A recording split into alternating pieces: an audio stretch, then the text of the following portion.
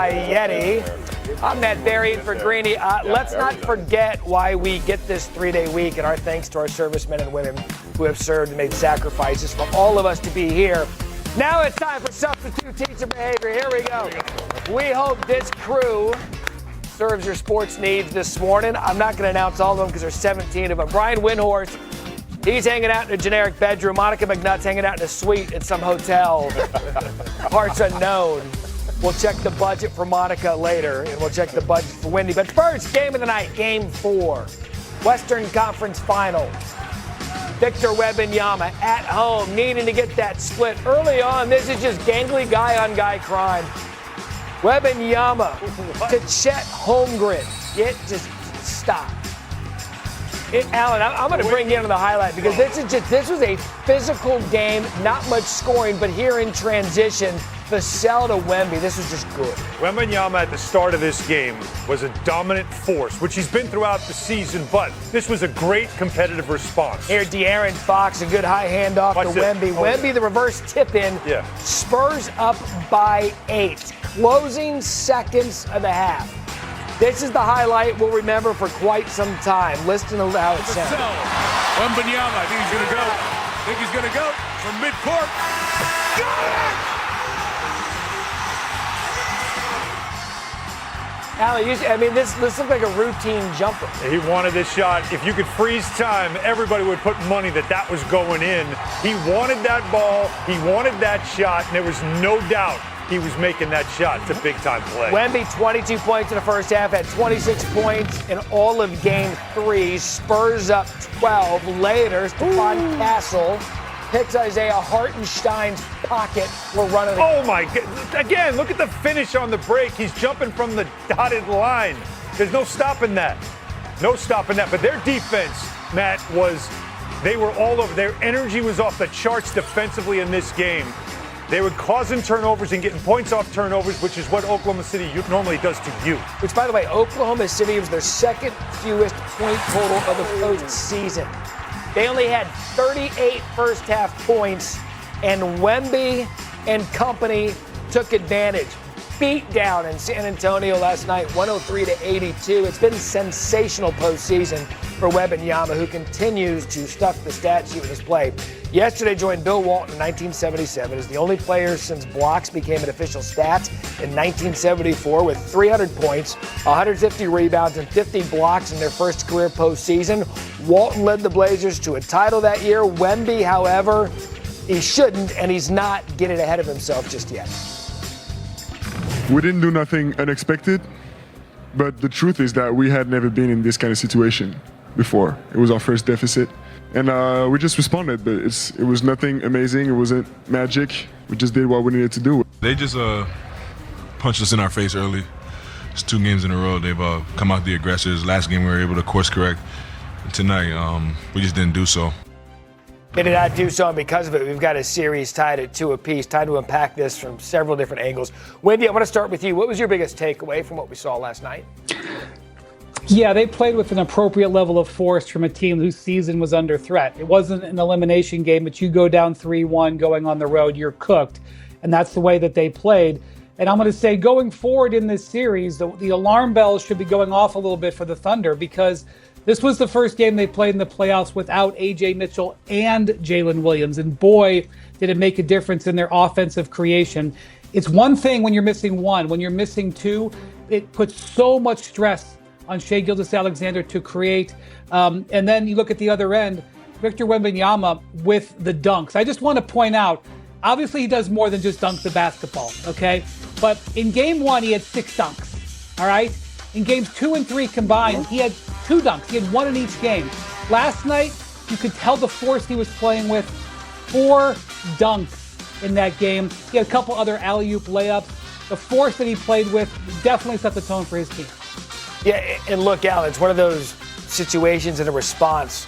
Wendy hit on it there perfectly. You can't go back on the road 3-1. It was a must-win for the Spurs, and Wemby and his team responded. What did you make of their response? Yeah, that's exactly what it is, and I use that phrase again, the competitive response, which is what Mitch Johnson, that's the phrase he used when he talked about his team's performance.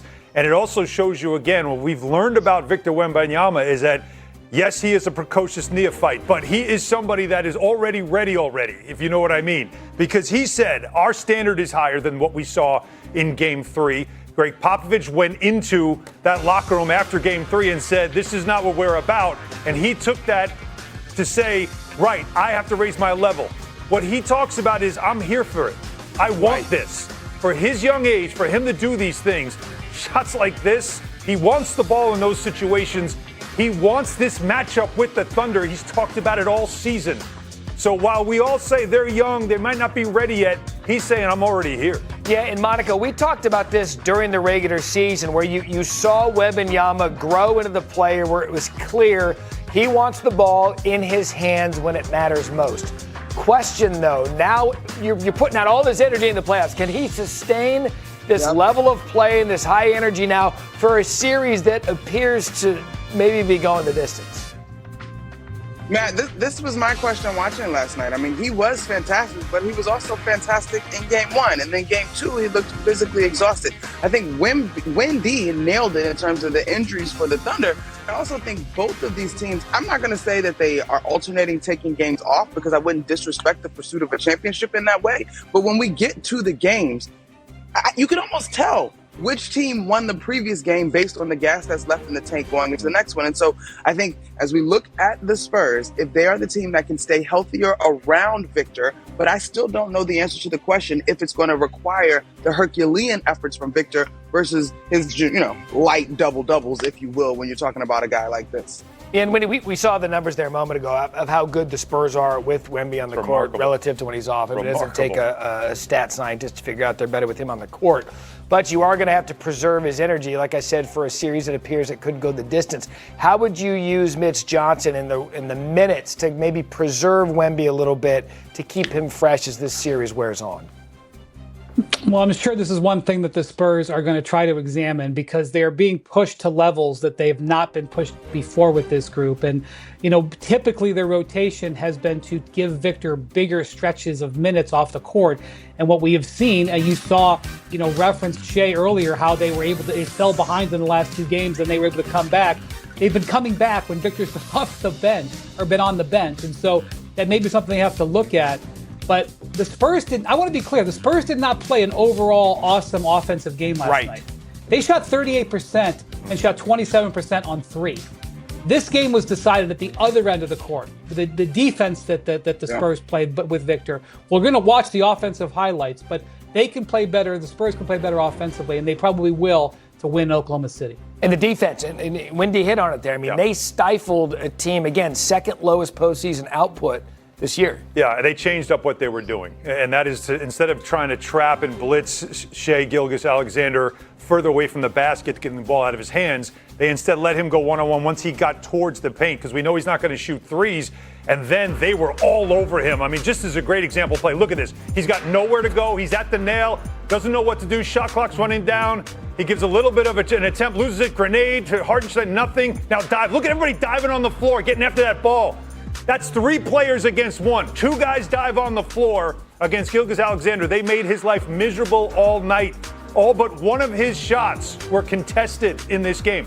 He felt the pressure of defense throughout this game from the start. I thought Castle was fantastic. Fox, Vassell, they were sending everybody at him, but they weren't doing it far away. They changed something up. It is an adjustment now that the Thunder have to make, but they made SGA, the MVP, the 2-time MVP, they made his life miserable in this game. Yeah, and Monica, look, end of the day, and you guys know this, going on a championship run, repeating as champions, it's hard work. You're not just going to roll the ball out and win every series. Is that the case with Oklahoma City, or is this perhaps a matchup with San Antonio that might be the worst matchup they could have because we saw it in the regular season? San Antonio's not scared of this team. Yeah, it is definitely the worst matchup they could have drawn, Matt. Like, you're on it in that. But to Alan's point, the Spurs had 25 points last night off of Thunder turnovers. But I just also think whether you're talking about the offensive output, Wendy did a great job using the dunks as an example. Or if you look at the defensive output, when you talk about the Spurs and the way that Alex Caruso and those guys were getting into Victor Wembanyama's legs and the effort that they put, it's just going to require so much to get out of this series. And when you get to, I think this one is going at least 6, if not 7, like, who is literally going to have enough left? Now, Victor Wembanyama does seem to be the single most differentiating factor because he's so troubling to have to figure out how to guard. but just the swings and the effort in this one are just undeniable. Yeah, and here's what I love about this series, too. Someone's going to have to break serve. Yep. You keep going win, win, win, win. To win the series, you're going to have to break serve. Cannot wait.